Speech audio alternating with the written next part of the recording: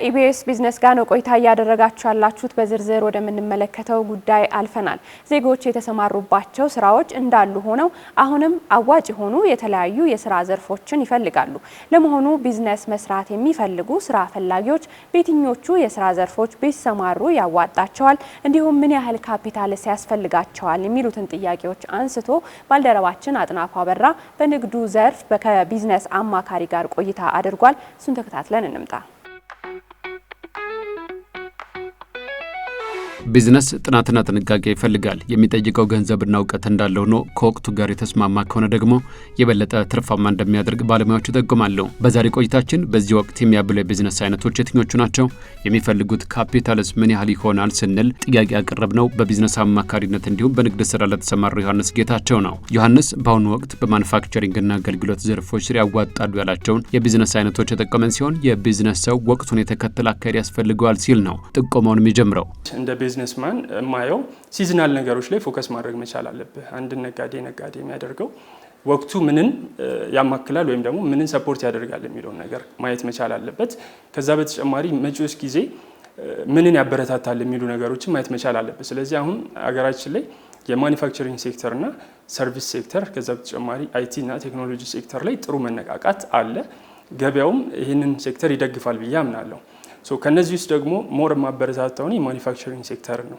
ማኑፋክቸሪንግ ስር ደግሞ ሁለት አይነት ሴክተሮችን ማየት እንችላለን። የመጀመሪያው የፉል ፕሮዳክሽን ወይም ደግሞ ሙሉ ለሙሉ እዚሁ ሀገር ውስጥ ማኑፋክቸር ማድረግ የምትችላቸው ምርቶች ይኖራሉ። ሌላኛውና ሁለተኛው ደግሞ አሰምብሊ ፕላንት ወይም ደግሞ የተበታተኑ እቃዎችን ሀገር ውስጥ አስገብተ እዚህ ገጣጥመህ ገበያ ላይ የምታቀርብበት እድል አለ።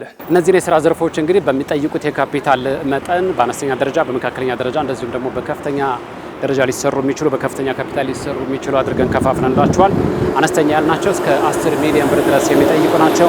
መካከለኛ ደረጃ ያልናቸው ደግሞ ከ10 እስከ 50 ሚሊዮን ብር የሚጠይቁ እንደዚሁም ደግሞ ከ50 ሚሊዮን ብር በላይ የሚጠይቁትን የስራ አይነቶች ደግሞ ከፍተኛ ካፒታል የሚፈልጉ አድርገን መድበላችኋል። በሶስት ደረጃ ማለት ነው። እናንተ ደግሞ አቅማችሁን እያያችሁ የስራ ዘርፎቹን ትመርጣላችሁ ማለት ነው። በካፒታል አቅም ወይም ደግሞ በኢንቨስትመንት ሪኳየርመንት ከፋፍላቸው ብትለኝ አብዛኛው በዝቅተኛ ካፒታል ልሰራቸው የምትችላቸው ቢዝነሶች የሚመረጡት ዝቅተኛ ገቢ ያላቸው ማህበረሰብ ክፍሎች ሊገዟቸው የሚችሏቸው ወይም አፎርድ የሚያደርጓቸው ወይም ደግሞ አብዛኛው ህዝብ የሚፈልገው አይነት ቤዚክ ኒድ ብታመርት በዝቅተኛ ካፒታል የሚሰሩ ቢዝነሶች ውስጥ አዋጪ ነው ብዬ አምናለሁ። ማኑፋክቸሪንግ ላይ፣ ሰርቪስም ላይ እንደዛው።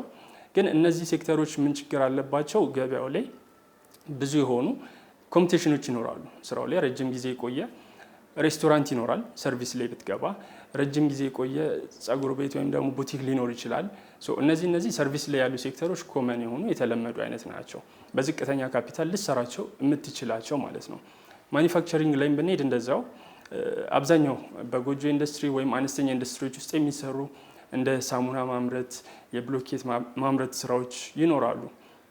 እነሱም እንዳልኩ ቅድም ገበያው ላይ በቂ ፍላጎት ያለ ወይም ደግሞ ሳቹሬት ያላደረገ ስቲል ግን ኮምፒቲሽን ያለባቸው ሴክተሮች ናቸው። ወደ መካከለኛው ሴክተር ከሄድን ደግሞ ለኔ በካፒታል አስቀምጥ ብትለኝ አንድ ሰው ከ10 እስከ 50 ሚሊዮን ብር ድረስ ኢንቨስት የሚያደርግባቸው አይነት ቢዝነሶችን መካከለኛ ካፒታል ላይ አስቀምጣለሁ። በተጨማሪ አማካሪ ዮሐንስ የሰርቪስ ዘርፍ ላይ የጅም አገልግሎት ማቅረብ ሰዎች ለጤናቸው ትኩረት እየሰጡ በመሆናቸው የተሻለ ገቢ ከሚያስገኙ ስራዎች አንዱ ነው ሲል በአብነት ጠቅሶታል። አሁን ላይ ጥሩ መነቃቃት አለበት ብዬ ማምነው የሰርቪስ ሴክተር ላይ ለምሳሌ ወደ ጂምናዚየም የሚገቡ ሰዎች አሁን ወቅቱ ሰዎች ለጤናቸው በጣም ሴንሲቲቭ የሆኑበት ወይም ደግሞ ፎከስ የሚያደርጉበት ወቅት ነውና የጂም ኢንዱስትሪ ሰርቪስ ኢንዱስትሪ ላይ ጥሩ መነቃቃት ያለበት።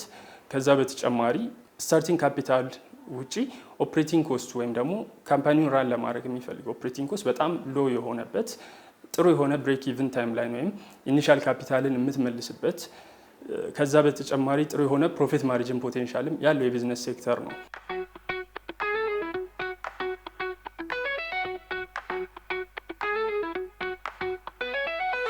በማኑፋክቸሪንግ ዘርፍ ደግሞ ያለቀላቸውና የተገጣጠሙ እቃዎችን ከውጭ ከማስመጣት ይልቅ ወደ ሀገር ውስጥ ስፔር ፓርቶችን በማስመጣትና በመገጣጠም የተሻለ ታክስ ቅናሽ ማግኘት እንደሚቻል ባለሙያ ይመክራል።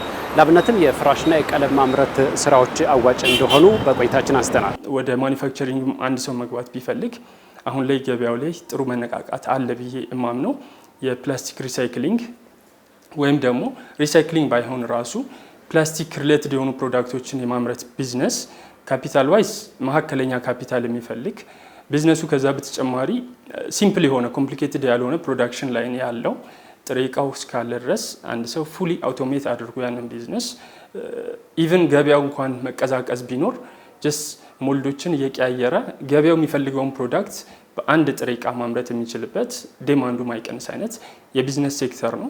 ከዛ ውጭም ሌሎች የአሰምብሊ ላይኖችን አገር ውስጥ አነስ ያለ ወርኪንግ ኤሪያ ካለው ወይም ደግሞ ወርክሾፕ ካለው የተገጣጠሙና ያለቁ እቃዎችን አምጥቶ ከመሸጥ ይልቅ የተበታተኑ እቃዎችን አምጥቶ ኢምፖርት አድርጎ እዚህ ገጣጥሞ ወደ ሃውስሆልድ ፕሮዳክት ሊሆን ይችላል ወይም ደግሞ ሌሎች ማሽነሪዎችን እቃዎችን ሊሆን ይችላል ወደ ገበያ ቢያወጣ እዚህ ሚዲየም ካፒታል የሚጠይቀው ቢዝነስ ውስጥ ጥሩ የሆነ ገበያ ይኖረዋል። ለምን ብዙ ጊዜ ሁለት አይነት ኮስቶችን ማየት መቻል አለብን። አንድ ሰው የሆነ ሃውስሆልድ ወይም ለምሳሌ ፍሪጅ ብንል ፍሪጅ ኢምፖርት አድርጎ ከሚሸጥ የተበታተነ ፍሪጅ አምጥቶ እዚህ አሴምብል አድርጎ ቢሸጥ ታክስ ዋይዝ አድቫንቴጅ አለው። ለምን ዲዩቲ የመጀመሪያው ከፍተኛ የሆነ ወጪ ነው ኢምፖርት ላይ። ያንን ዲዩቲ ማስቀረት ከቻለ መንግስትም ስለሚያበረታታ የተበታተኑ እቃዎች ሲገቡ እቃውን ሲሸጥ ኢምፖርት አድርጎ ከሸጠው የተሻለ ፕሮፊት ማርጅን ማግኘት ይችላል። ግዢ ላይም እንደዛው ያለቀለት ፍሪጅ ስትገዛ እና የተበታተኑ እቃዎችን ስትገዛ አንድ አይደለም። ኮስትህን በቀነስክ ቁጥር ሴሊንግ ፕራይስህ የተሻለ ይሆናል። ህብረተሰቡ ደግሞ የተሻለ ፕራይስ ከሰጠኸው እቃዎችን ከአንተ ማይገዛበት ምንም ምክንያት አይኖርም እና ሚዲየም ካፒታል ላይ ያላቸው ሰዎች አይዘር አሰምብሊ ላይን ላይ ቢገቡ ወይም ደግሞ ቅድም እንዳልኩ በቀላሉ ጥሬ እቃቸው የሚገኝ ግን ገበያው የሚፈልጋቸው ምርቶች ወደ ማምረት ቢገቡ እመክራለሁ። በከፍተኛ ኢንቨስትመንት ሊሰሩ የሚችሉ ካላቸው መካከል ደግሞ እንደ WPC፣ PVC ያሉ የቤት ማጠናቀቂያ ምርቶችን ማምረትና ሌሎችንም የማኑፋክቸሪንግ ስራዎች አንስተዋል። ይሁንና በዚህኛው ጠቆመው ሰዎች የተሰራ ስራ ባይደግሙና ከሀገር ወጣ ብለው ልምድ ቢወስዱ ብዙ ችግር ፈቺ ሀሳቦችን ይዘው መመለስ እንደሚችሉ ይመክራል። የመጨረሻውና ሶስተኛው ደግሞ የከፍተኛ ካፒታል የሚፈልጉ አይነት ቢዝነሶች ናቸው። እዚህ ላይ እኔ ብዙ ጊዜ የምመክረው የተሰራ ስራ ሰው ባይሰራ እመክራለሁ። ካፒታሉ ካለው ጥሩ የሆነ ሪስክ ማኔጅመንት ስኪል ካለው ጥሩ የሆነ የቢዝነስ ኖሌጅ ካለው ፋይናንሻል ኖሌጅ ካለው የሪስክ ሚኒማይዜሽን ስኪል አሪፍ ከሆነ ሌላው ዓለም ላይ ሄዶ ለተወሰነ ጊዜ እንኳን ገበያውን ቢያጠና ቢዝነስ የሚመጣው ከችግር ነው። አገራችን ላይ ቅድም እንዳልኩ ብዙ ችግሮች አሉ። ወጣ ስትል ነው እነዛን ነገሮች ኖቲስ የምታደርገው። ማኒፋክቸሪንግ ላይ እየተሰሩ ያሉ አሉ፣ ግን ምናልባት አንድና ሁለት ፋብሪካዎች ሊሆኑ ይችላሉ እነዚህ ሴክተሮች ላይ እየሰሩ ያሉት። ከዚህ ቀደም ሪኮመንድ ሳደርጋቸው የነበሩ የWPC የPVC በሮችን ከዛ በተጨማሪ ፍሎሮችን የፊኒሽንግ እቃዎችን አብዛኛው ሰው ኢምፖርት አድርጎ ነበር ሲሸጥ የነበረው። አሁን ግን አንድ ሁለት ፋብሪካዎች ሀገራችን ውስጥ ስራ ጀምረዋል። በጣም ቀላል ነው ፕሮዳክሽን ላይኑ። ምናልባት ያንን እቃ ሰው ቢያመጣው እቃዎቹን ያለቀላቸውን ቢያመጣ 2 እና 3 ኮንቴነር በሚያመጣበት ዋጋ ሙሉ ፕሮዳክሽን ላይ ነው ማምረቻ ማሽኑን ሊያመጣ ይችላል። ላይክ የቢዝነስ ማይንድሴቱ ካለው እና እንዳልኩ ቅድም የቢዝነስ ስኪል ካለው ያ ሰውዬ አገር ውስጥ ቢያመርታቸው እንደ ፍራሽ በጣም ሲምፕል የሆኑ ቀለም ማምረት እነዚህ አሁን ሰዎች እየገቡባቸውም ነው። ከዚህ ቀደምም ነበሩ፣ ግን አዳዲስ ፕሮዳክቶችም ደግሞ ገበያ ላይ እየታዩ ነው። ሌላኛው የዮሐንስ ጥቆማ እንግዲህ ከኤሌክትሪክ መኪኖች ጋር የሚገናኝ ነው። የኤሌክትሪክ መኪና ተጠቃሚዎች የባትሪ ቆይታው ችግር እንደሆነባቸው ደግሞ አሳሳቢ እንደሆነባቸው ይታወቃል። በመሆኑም እንግዲህ ለዚህ ችግር የመፍትሄ ሀሳቦችን በማቅረብ ምርቶችን በማምረትና የተለያዩ አገልግሎቶችን በመስጠት ይህንን ችግር ወደ ቢዝነስ መቀየር እንደሚቻል ነው ጥቆማውን ይሰጣል። ሰዎች ኤሌክትሪክ መኪና ሲገዙ የፓወር እጥረት ቢያጋጥመኝ ከከተማ ስንቀሳቀስ እቸገራለሁ ብለው ይፈራሉ። ያንን ችግር ሊፈታ የሚችል ሀገር ውስጥ የፓወር ስቴሽን ፕላንቶች ሊሆኑ ይችላሉ። ወይም ደግሞ አሁን 1-2 ቦታ አይቻለሁኝ ኤሌክትሪክ ስኩተሮችን አሰምብል የሚያደርጉ እነዛን የተበታተኑ ኤሌክትሪክ ስኩተሮች አሰምብል የምታደርግባቸውን እድሉ በጣም ሰፊ ነው። ዋናው ምልከታ ነው ብዬ ነው ማምነው። ነገር ግን አሁን የጠቆምናችሁን ቢዝነሶች ለመጀመር በቂ የሆነ ጥናት ሰርታችሁ እንደዚሁም ደግሞ በቂ የሆነ ገንዘብ መድባችሁ ስራውን ብትጀምሩት ልትከስሩ እንደምትችሉ ታውቃላችሁ። ለምን ይመስላችኋል? ምክንያቱም ከባለሙያው እንሰማለን። አንድ ሰው ቢዝነስ ፕላን ኖሮት በቂ የሆነ ማርኬት ሪሰርች ኦር ጥናት አድርጎ ተገቢ የሆነ ሎኬሽን መረጣ አድርጎ ፋይናንሻል ፕሮጀክሽን ኖሮት ሎጎ፣ ዌብሳይት ምናምን ዲዛይን አድርጎ ጀምሮ ቢዝነሱ ፌል ሊያደርግ ይችላል። ለምን ካልከኝ እነዚህ በሙሉ 20% ነው የቢዝነስን የሚወስዱት ነው የሚባለው። 80% ወይም ቀሪው 80% ምንድነው? ማይንድሴት ነው ቢዝነስ ላይ። የትኛውም ሰው የቢዝነስ አይዲያ ኖሮት ቢዝነስ ፕላን ኖሮት ካፒታሉ ኖሮት ጥሩ ሎኬሽን ኖሮት የትርፍ ፕሮጀክሽን ኖሮትም ቢዝነሱ ፌል ሊያደርግበት ይችላል። ለዛ ቢዝነስ ካልተፈጠረ ወይም ደግሞ ያ የቢዝነስ ማይንድሴቱ ከሌለው የእኛ የምንሰጣቸው አይዲያዎች ወይም እኛ ሪኮመንድ የምናደርጋቸው ነገሮች ቅድም እንዳልኩ ሰብጀክቲቭ ነው። ለአንተ ሊሰራ ይችላል፣ ለእኔ ሊሰራ ይችላል፣ ኦር ለሆነ ሰው ላይሰራ ይችላል።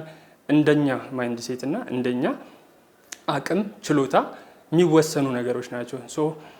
ዋና ኤሙ ምንድን ነው? አንድ ሰው የቢዝነስ አይዲያ ሪኮመንድ ሲያደርግ ካልታየ ይሄንን ነገር ኤው ለማለት ነው እንጂ ይሄ ነገር ለእኔ ይሆነኛል አይሆነኝም ብለህ የምትወስነው አንተ ነህ። ስለዚህ ከጠቆምናችሁ መካከል የሚሆናችሁን ምረጡ፣ በቂ ጥናት አድርጉበት። እንደዚሁም ደግሞ አስፈላጊ የሚሆነውን የሚበቃውን ያክል ካፒታል መድቡለትና ወደ ስራ ግቡ። መልካም የስራ ጊዜ ይሁንላችሁ። ወደ ስቱዲዮ እንመለስ።